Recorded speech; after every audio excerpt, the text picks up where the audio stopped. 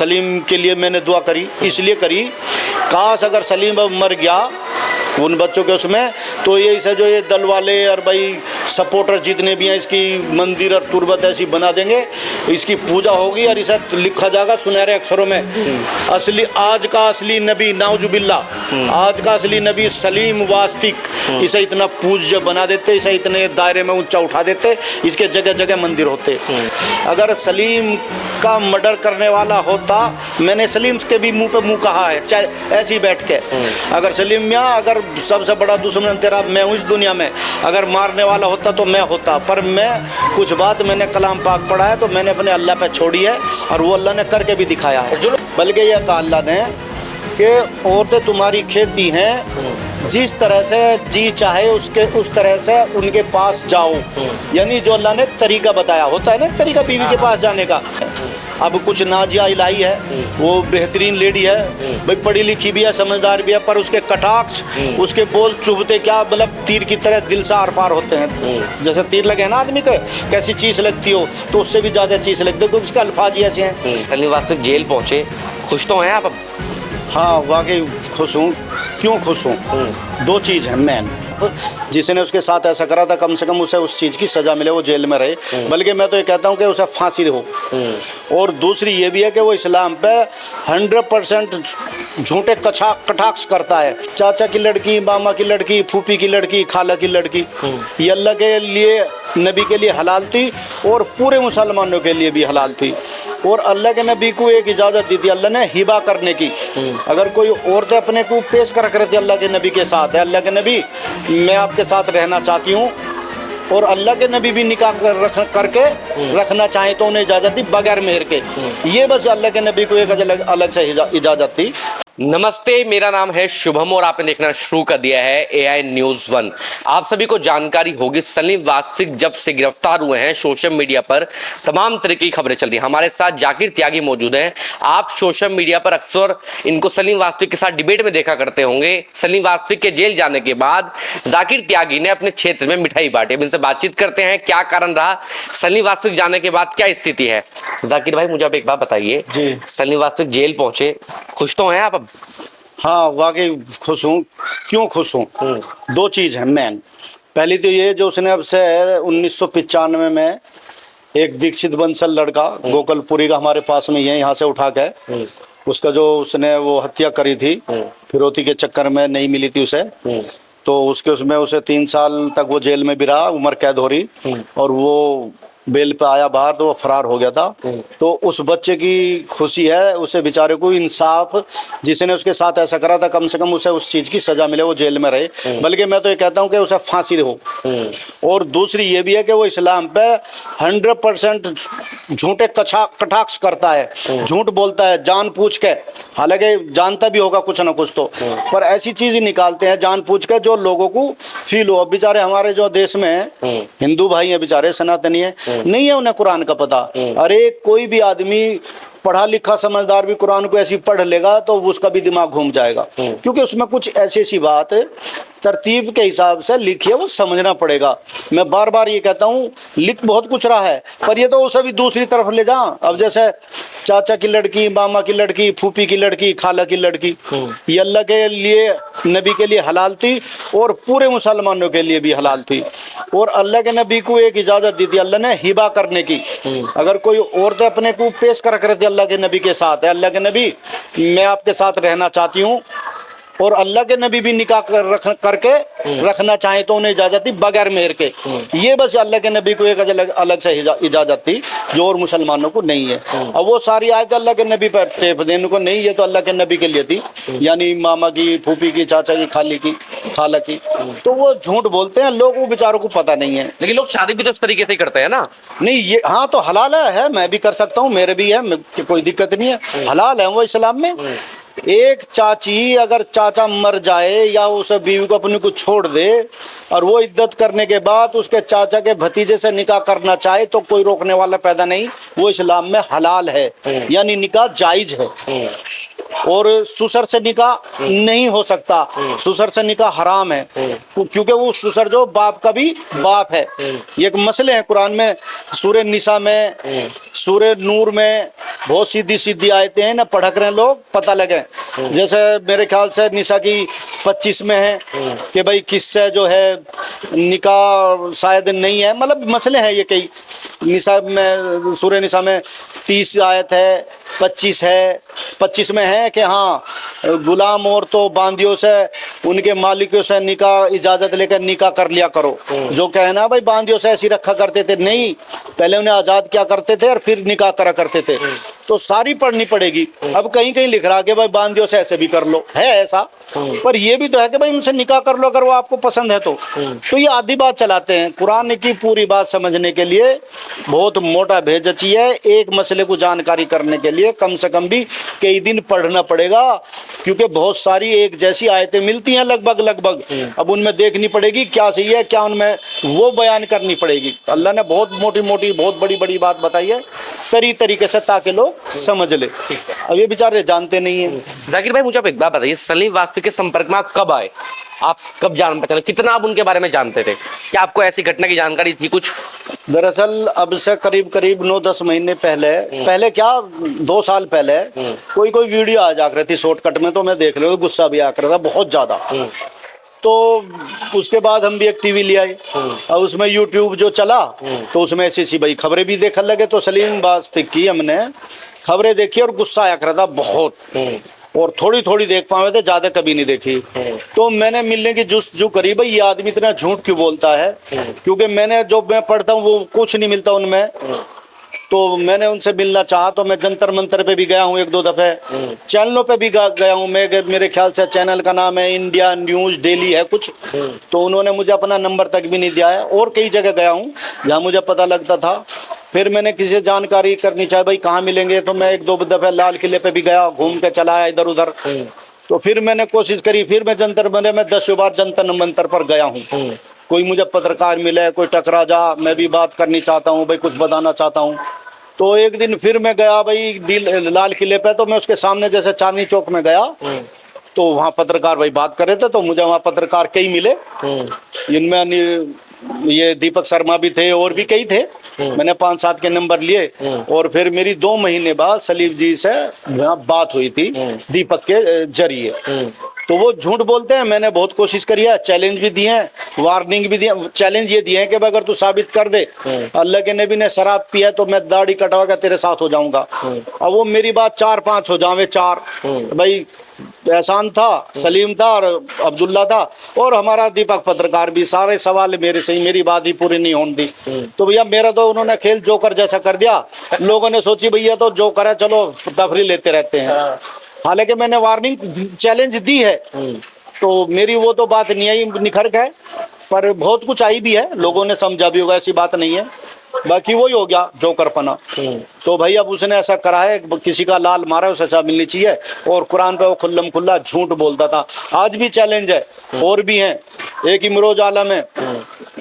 अब यार वो ये भी कहे मेरी बात मत बताया कर, मेरी रात भी उससे 1 बजे से 3 बजे तक वीडियो उस पर वॉइस कॉल पे बात हो है। फोन तो मैं उठाता नहीं, क्योंकि 100% वो रात को पीता है यार, खुल के कहता हो तो मैं तो पीता हूँ।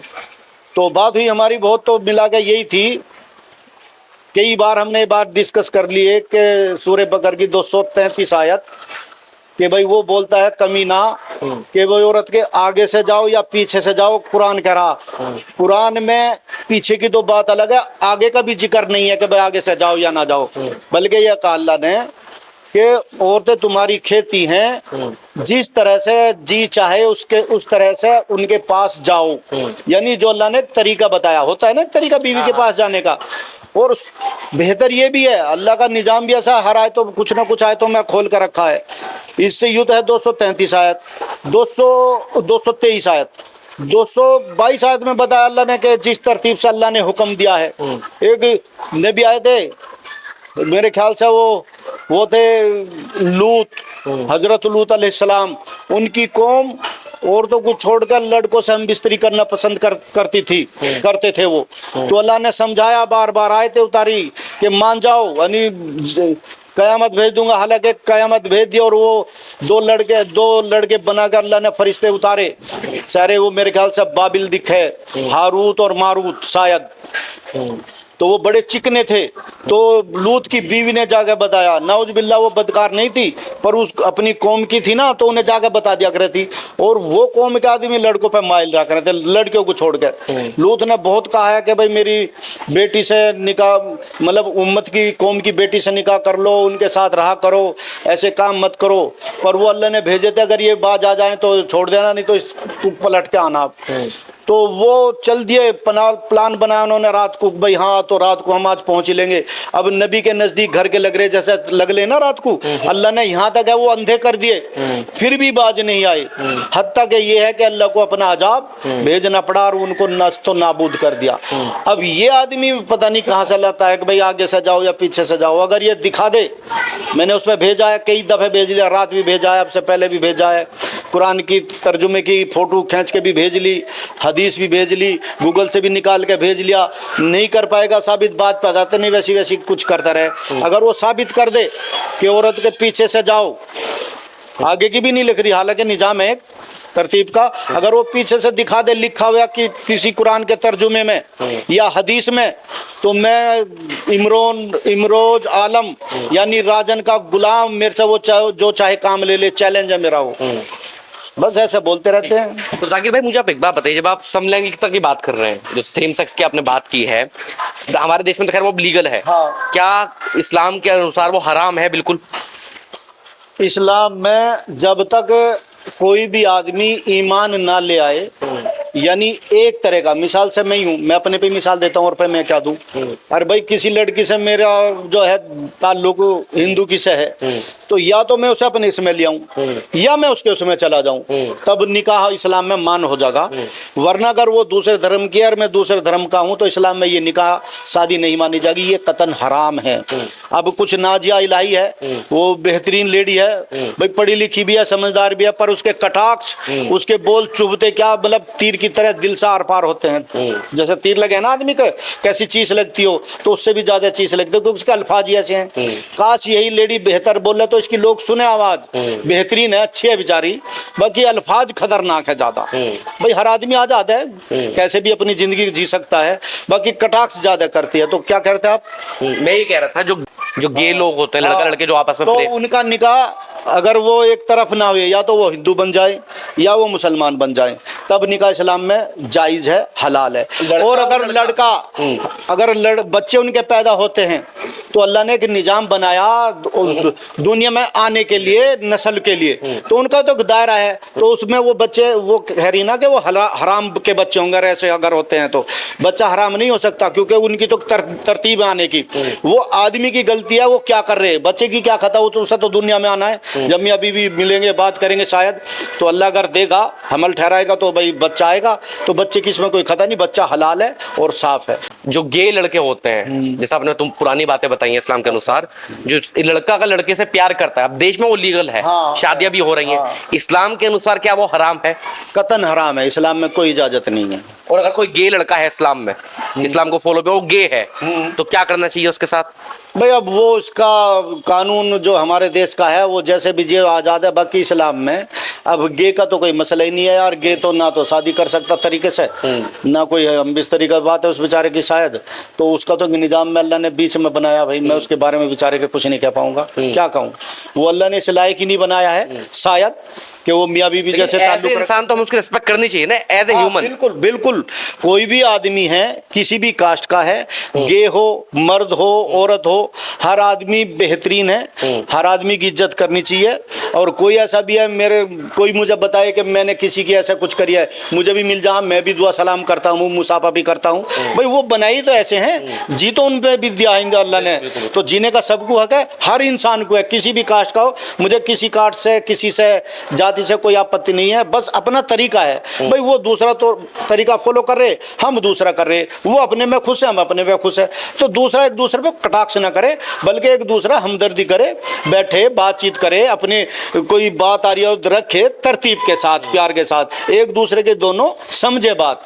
अब पता नहीं कुछ आदमी भाई ऐसे हैं, पता नहीं लोगों ने क्या उनकी भैंस खोल रखी, बाजे बाजे को इस्लामी फोबिया, एक हमारे वो हैं पिंकी भैया, पता नहीं उनकी भैंस किसने किस मुसलमान ने खोल ली। वो किसी मुसलमान को हिंदुस्तान में रहना नहीं चाहते, पता नहीं उन्होंने जमीन लेकर दे रखी या भाई माल लेकर दे दिया, या भाई जो इस दुनिया जो हिंदुस्तान में मुसलमान है वो भी तो इन्हीं से बन के निकल के आए हैं, हिंदुइज्म से तो आए हैं वो भी। ठीक है, उन्होंने आज अपनी पूजा पत्ती अलग है, तरीका अलग है, बाकी है तो ही, अब वो इन्हें निकालने के चक्कर में रहे। एक हमारे यति नरसिम्हानंद जी हैं, बताओ उसने अब तक किसकी पूंछ उखाड़ी, या पिंकी भैया बता दो उसने किसकी पूंछ उखाड़ी, और उखड़ेगी कहीं ना कहीं, आदमी दिक्कत में भी आएंगे, लोग भी जालिम है, अच्छा बुरा करे, कुछ मुसलमान भी ऐसे जो गलत कदम उठा रहे, नहीं उठाने चाहिए।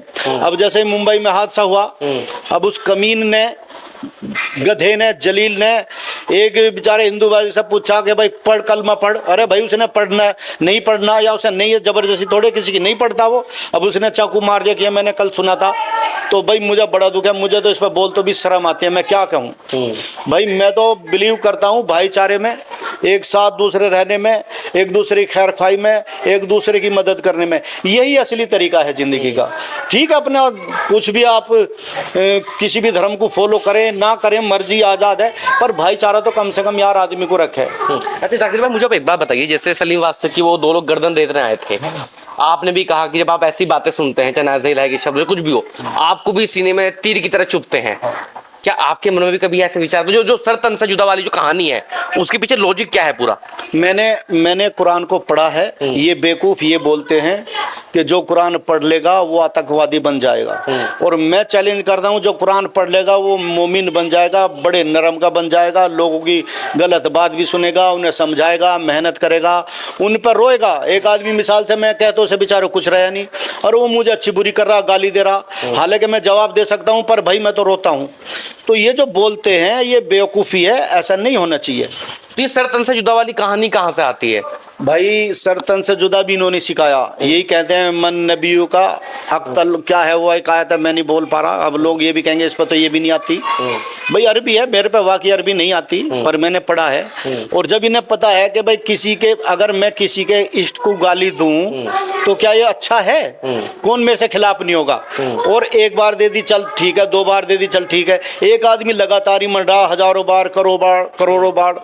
अगर सलीम का मर्डर करने वाला होता, मैंने सलीम के भी मुंह पे मुंह कहा है, चाहे ऐसे ही बैठ के, अगर सलीम मियाँ अगर सबसे बड़ा दुश्मन तेरा मैं हूँ इस दुनिया में, अगर मारने वाला होता तो मैं होता, पर मैं कुछ बात मैंने कलाम पाक पढ़ा है तो मैंने अपने अल्लाह पे छोड़ी है, और वो अल्लाह ने करके भी दिखाया है। जो लोग गला रेतते हैं, जो गला रेतने की बात, वो कहाँ से दिमाग लेके आते हैं? हमारे नबी के लोगों ने, यहूदी ईसाइयों ने गले भी पकड़े हैं, मारपीट भी करी है, अल्लाह के नबी ने कभी उन पर हाथ नहीं उठाया है, बल्कि साहबा तलवार निकाल लिया करे थे, उन्हें धमकाया भी है, और कहा है कि मान ले जैसे कर्जे भी ले लिया करे थे कि भाई इसका कर्जा दे, और प्लस इसको और इतना देते हैं जो इस पर तलवार निकाल ली है। तो ये इस्लाम का नहीं तरीका है, लोगों को समझना चाहिए। एक तो आप शख्स हो गए, आपको पता है सलीम वास्तव जो बात कर रहा है वो गलत है, आप समझाने गए, बार बार प्रयास किया, पूरे आप जितने भी साल आप उनके साथ, जितने टाइम से भी आप जानना प्रयास करते हैं कि सलीम वास्तव समझ जाए।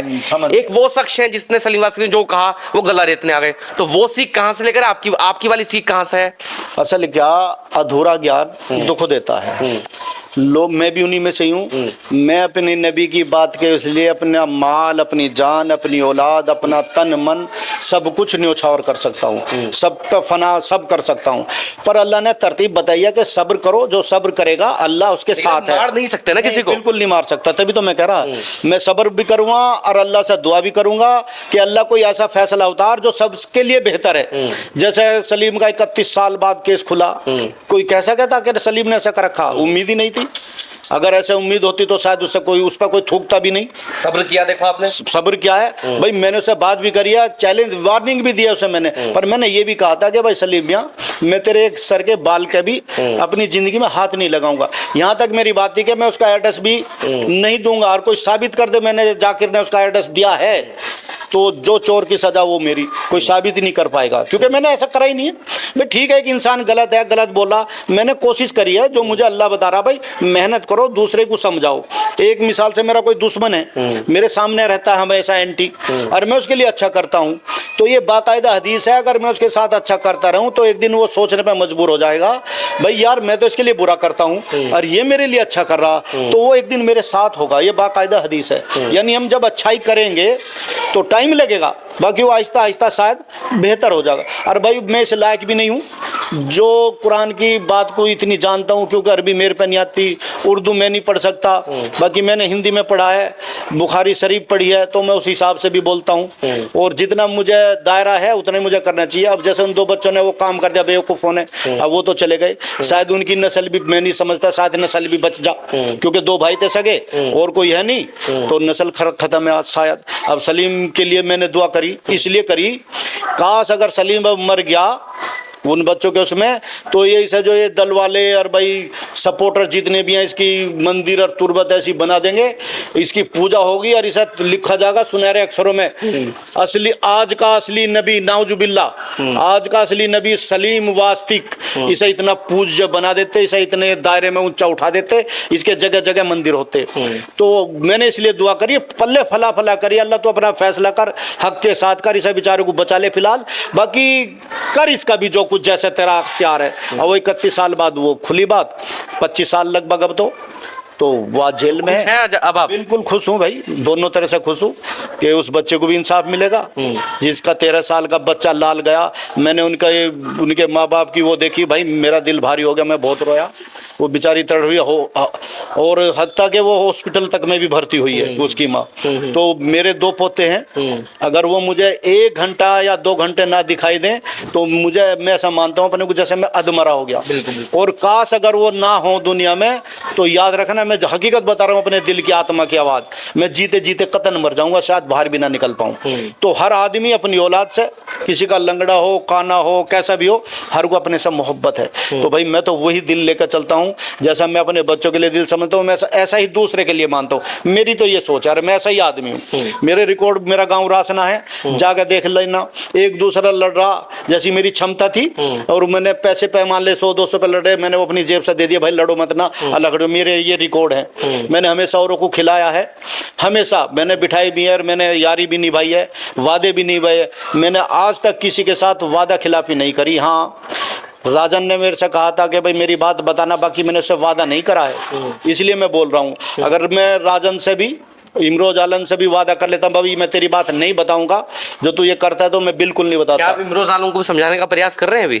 बहुत होती है, कोई रात जाती है जो हमें 1-2 घंटा ना बात करते हो, बाकी वो शराब में टून रहता है। ऐसे ऐसे अल्फाज हैं, मैं एक वीडियो अगर रात की भी भेज दूं किसी पे, वीडियो नहीं वो वॉइस कॉल जो थे, भाई गाली देता है नबी को, यार भाई आयशा रजी अल्लाह नुमा को, बहुत बुरी, और देख मैं फिर भी बर्दाश्त कर, और मैं फिर भी उससे बात कर रहा हूँ। क्यों? क्योंकि वो हक अल्लाह करेगा, मेरे हाथ में नहीं है, होगा जरूर इनका भी कुछ ना कुछ आएगा, नंबर आहिस्ता आहिस्ता सबका आता है। अच्छा मुझे एक बात बताइए, जो एक्स मुस्लिम वाला जो कॉन्सेप्ट है, ये लोग कहाँ से आए आपके अनुसार? ये कौन है ये लोग?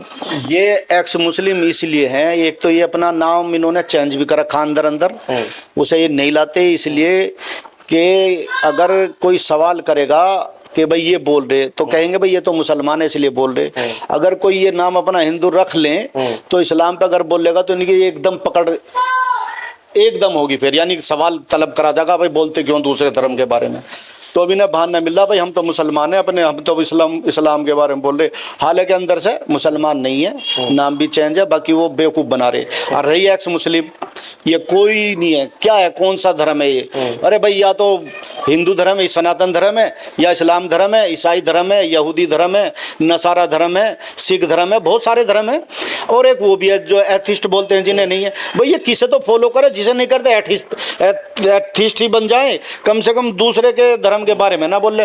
तो भाई एक्स मुस्लिम कुछ नहीं है, ये लोगों का सिर्फ बेवकूफ़ बनाना, लोगों का, हिंदू भाइयों को भी बेवकूफ़ बना रहे। वो लगा रखा ना, क्या कहें उसे, पैसे डालने का क्या हो, QR कोड, उस पर लोग पैसे डाल ले। मोबाइल की स्क्रीन टूट रही, इनको भाई मेरी मोबाइल की स्क्रीन टूट गई, मेरी मदद करे, मैं आज कहीं जा रही हूँ, है ना निशा बानो, उसके सवाल मेरे पे 8 हैं, और ऐसे सवाल है वो एक कभी जवाब नहीं दे पाएगी।